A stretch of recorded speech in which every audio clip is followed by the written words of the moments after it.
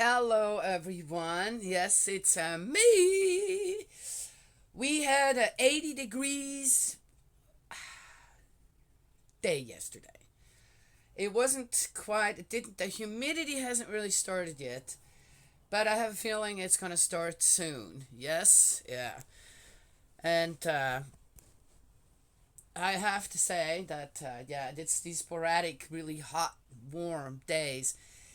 Again, it seems like whole of Kentucky is kind of a uh, just a flip floppy when it comes to the weather. I mean, you can have in the deepest winter, you can have a day where you can literally sit around with a t-shirt and walk barefoot. Right? Yes, I've been here over 20 years now, 23 years, and every year it's like that. Yes, I find it funny when people say, "Oh, it's never been like that. It must be global warming," and I'm going, well, I don't know if you spend indoors all day, 24/7, but every year, every year, right, you have these just, wow, how could it be this warm at this time? It's just the end of March, right? We still have April coming, so April, we have, I grew up with the saying in Switzerland that April does whatever it wants. You never know what you're going to get. Right? Yes, and it's true. It's absolutely true too. Anyway, so there it is. Yes, we're getting ready for another hot, humid summer. What I did notice is that here, farther in the lowlands, the heat and the humidity is far greater than up in the mountains. It's hot and humid in the mountains, but for some reason, it it's not. It seems to be not as bad. Now the cold is gets far worse up. I mean, below zero, right? Below zero is not uncommon every year, right? At least 1 or 2 days, right? And we've had below 20 degrees at least one time, if not even more. I heard the trees cracking that morning outside. Cracking. It was so cold. Yeah, in the mountains. Here, it didn't get, again, lowlands. It doesn't get quite that cold. We had, I think there was 1 or 2 days where it was like 1 and 3 degrees, but that was it. Yeah. Which is cold. It's cold. That's cold. It is cold. Anyway, so there it is. But spring's coming. My peas are up. My radishes are up. My spinach is doing great. My mustard greens are not doing so good this year. I'm not sure if it's the seed. And but they're coming up too. And I have some cilantro coming up. A lot of it actually. Interestingly enough, I planted the cilantro everywhere. I had a lot of cilantro seeds, and I planted them everywhere. And interestingly enough, they're only coming up, but every one of them is coming up, every seed in this stump, a hollowed out stump that I have out here. Interesting? Yes. And my broccoli and cauliflower seeds are all coming up too. Everything's growing, everything's coming up. My peas are already about this high. Yes, I want peas. I love green peas. Okay, let's get going. Then, if I remember, I'll tell. Oh no, I have to mention that now. I'm not talking about that at the end of the video. I wanted to start out with that. Our beloved true mother, Hak Jahan Moon, yes, yes, Mother Han, Mother of Peace, has been nominated by a very prominent figure out there in the world for the Nobel Peace Prize. Yes. If the whole world could accept True Mother, the governments around the world, it's not like I'm voting for it, right? Of course I'd be voting for her, but we're not the ones who are doing that. But if all these dignitaries around the world, who are choosing the person to give that prize to, which, yeah, I know that there's some people that got that and have no idea why they got that. There's got to be a lot of money involved, so I don't know. Is that rigged too? Are they really actually? Okay, just saying. But in this case, yeah. And if the world, all these governments and dignitaries around the world could accept True Mother and give her that Nobel Peace Prize, I tell you what, that would really be a victory and triumph for heaven. Yes. So let's all pray for that. Yeah. I as a so why? Well, you got to. I've known True Mother for what 40+ years now. Know a lot about the history. Been a long time in our movement. Okay, and when you see all the things that she has done, first of all, but also the example that she is to every woman out there. Of course, every human being. She's a mother not just to daughters, but sons. But she is an amazing example on how and who to be in this world to every woman. Yes. Mm-hmm. To me. Anyway. That's what I believe. You can believe whatever you want. One of my favorite phrases now is, that's what I believe. You can believe whatever you want, but that is what I believe. All right, we're in the book of Jeremiah. We're going to get to the end of it. I know it, I know it, I know it. And we are in 33. Another promise of recovery. Another promise of recovery. The same old stuff again. And I've no doubt Yahweh said this and that. I tell you what, I think the Bible, if you were to actually condense everything and just say, okay, we already read this, this is already somewhere else, the Bible would be the Old Testament would be a lot smaller. And if we were to actually put everything in the New Testament, right, that happened at that time with Jesus, because they left a whole bunch of stuff out. Oh yes, oh yeah. There are the letters of Thomas, right? Yes, the disciple of Jesus. They're nowhere here in the New Testament. Why not? Oh, I read them. I read some of them. Ooh, I tell you what. Oh, they're a little rough to read, but they're not in here. Why not? And I have a feeling that there's a whole bunch more stuff around the time of Jesus that should be in the Bible that wasn't put in, and I guess there is a reason for that. We all know what the reasons are for that. So, the Old Testament could be a lot smaller, and the New Testament probably should be a lot larger, because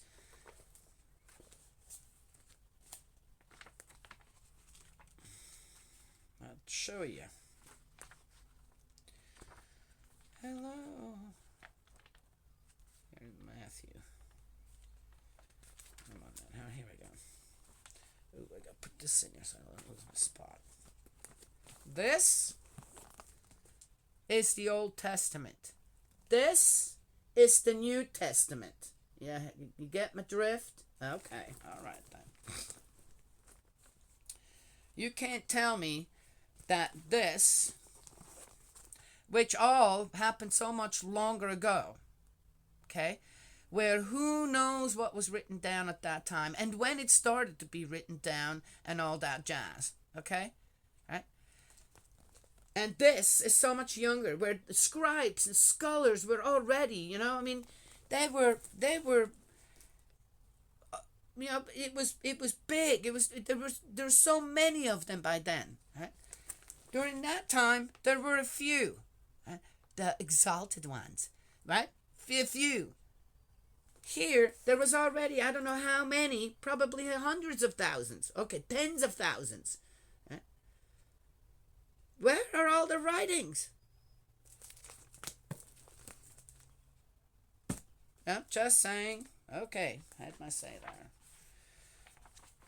All right, let's get going. Talk for 9 minutes.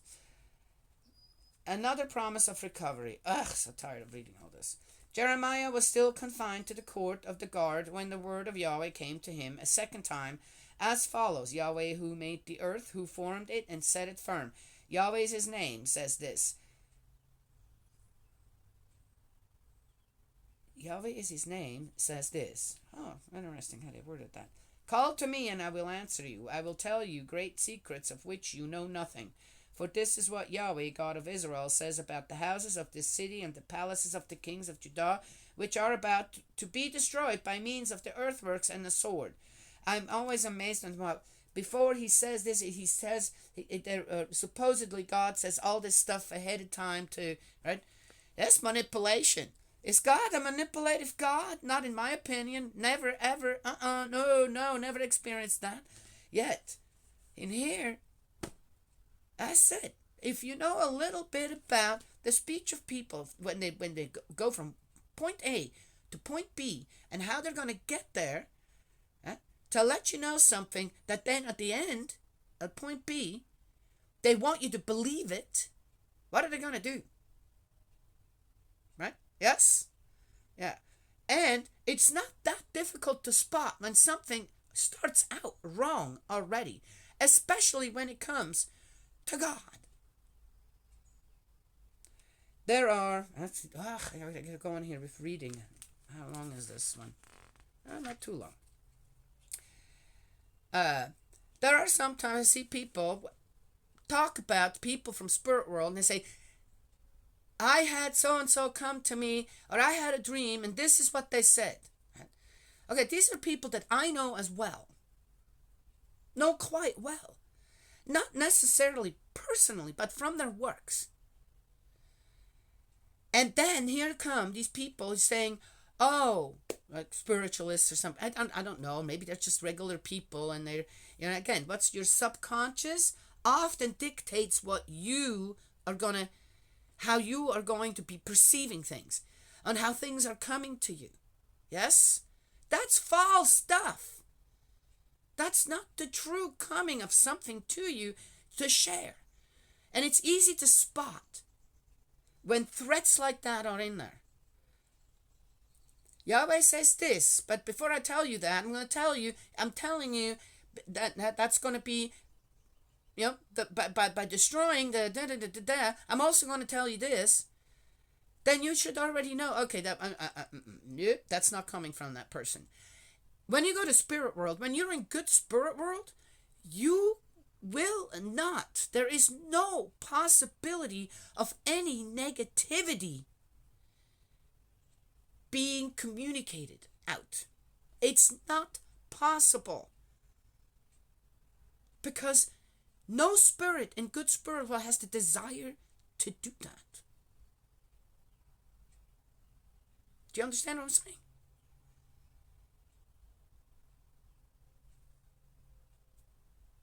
And most of those people, I must assume, I don't know. Okay, I know, but that's difficult to explain. A restoring spirit, there's no way would do that either. Sometimes we're being challenged on a sin committed by one of our ancestors. We're tempted. We will be tempted. It's part of the restoration process.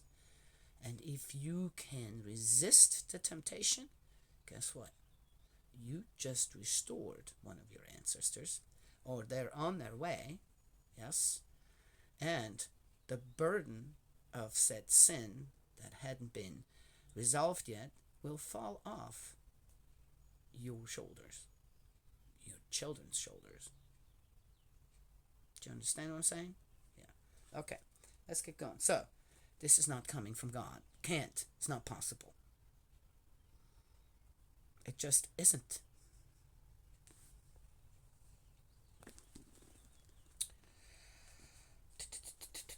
Okay. For this is what Yahweh, God of Israel, says about the houses of the city, the palaces of the kings of Judah, okay, which are about to be destroyed by means of the earthworks and the sword, about those now fighting with the Chaldeans, only to fill the city with corpses, those whom I have slaughtered in my furious anger. Okay, see all that foreboding stuff, the ahead preface to those whose wickedness had made me hide my face from this city. Look, I shall bring them remedy and cure.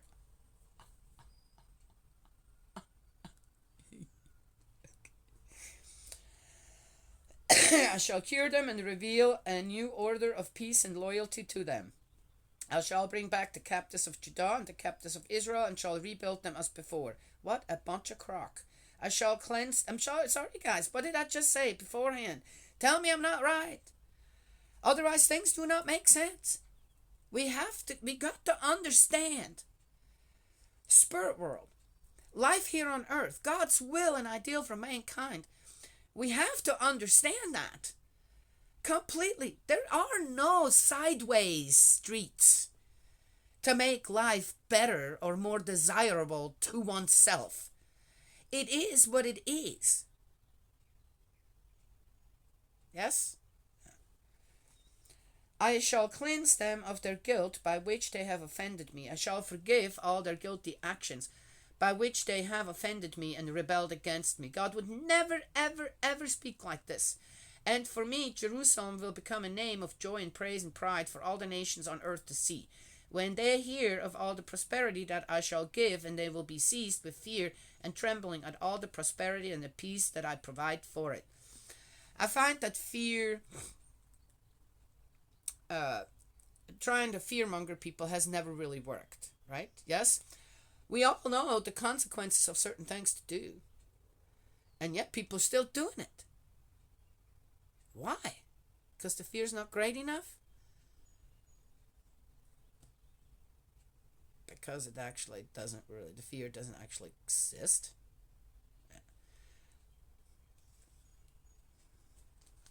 Yahweh says this, in this place of which you now say, it is a ruin without human or animal, in the towns of Judah and desolate streets of Jerusalem, where there is neither human nor animal, once more will be heard shouts of rejoicing and mirth, the voices of bridegroom and bride, and the singing of those who bring thanksgiving sacrifices to the temple of Yahweh.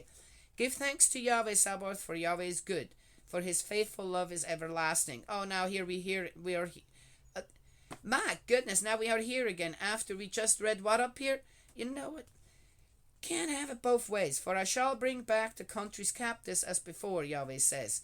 Yahweh Sabaoth says this, in this ruinous place, without human or animal, in all its towns, once again there will be pastures, towns of the highlands, we already read all this, of the lowlands, and the Negeb, in the territory of Benjamin, in the districts around Jerusalem, and in the towns of Judah, once again the flocks shall pass under the hand of someone who counts them, Yahweh says. Ooh, that's an interesting one here. The children in the towns of, and once again the flocks shall pass under the hand of someone who counts them, Yahweh says. That's an interesting one, right? Yes. I don't know if people get it like I do, but I gotta get further into it. I gotta finish this up. The institutions of the future. Look, the days are coming, Yahweh declares, when I shall fulfill the promise of happiness I made to the house of Israel and the house of Judah. The day's coming. It'll be coming. Just wait for it. Wait for it. Wait for it. God doesn't work like that either. In those days and at that time I shall make an upright branch grow from for David. Yeah, good luck on that one. Who will do what is just and upright in the country. In those days Judah will triumph and Israel live in safety. And this is the name. Judah will triumph and Israel will live in safety. What happened to Jerusalem? Oh, that's Israel.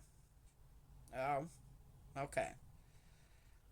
That separation right there is just astounds me on how Jeremiah just accepts that as a part of that's what God would include, that separation. It doesn't work that God does not work that way. Can't. Okay. And this is the name the city will be called. Yahweh is our saving justice. For Yahweh says this, David will never lack a male descendant to occupy the throne of the house of Israel. I wonder why he didn't lack one.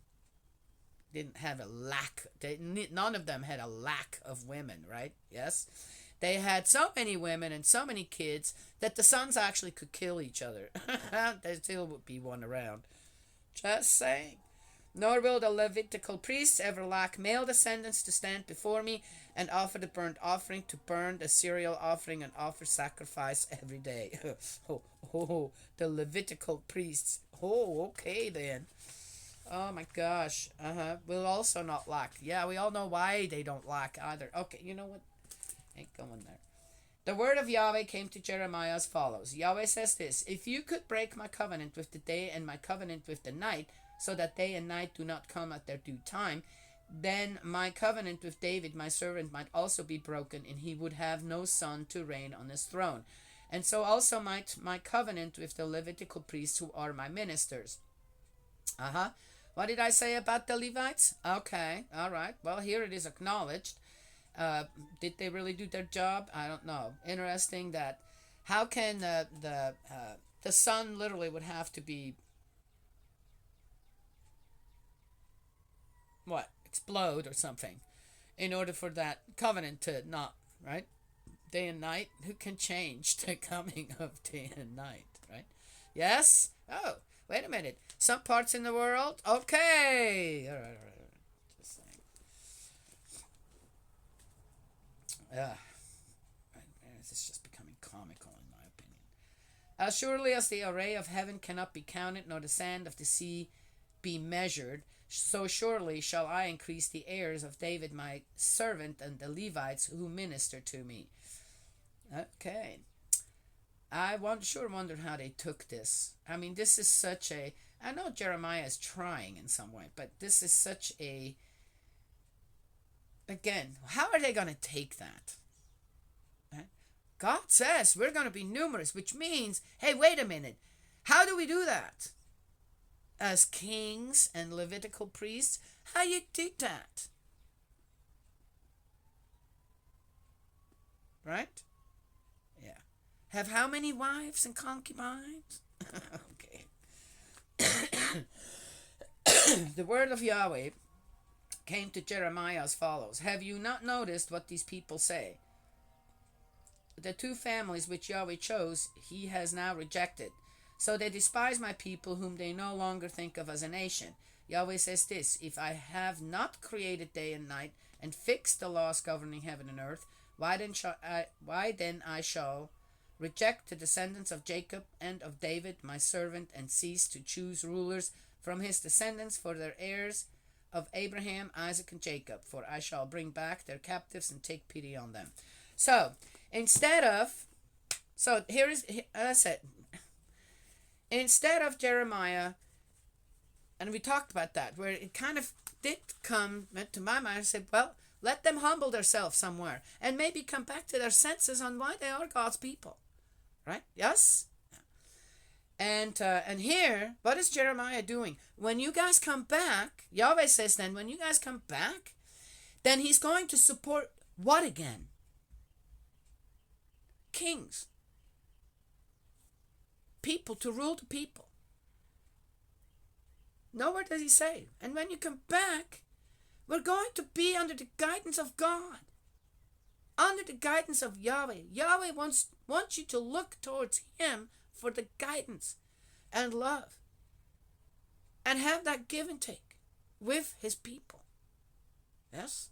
It's basic. This is the basic foundation of God's will and ideal. It's so simple. And yet, due to the desires of the people, even God's presence gets distorted and twisted around to suit the greed and the power even of these prophets. Yes? Very sad. To me it is. Anyway. Okay, that's it. That's all I have to share today. I've got to get ready. My daughter has physical therapy every day now.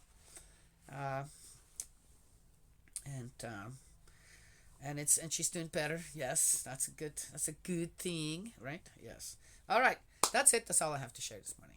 May Heavenly Parent bless and protect you, guide you, embrace you with love. Eldridge, my dearest brother in love, I love you. Let's keep praying. Yes, that prayer book. I hope you keep doing that. And I will talk to you all another time.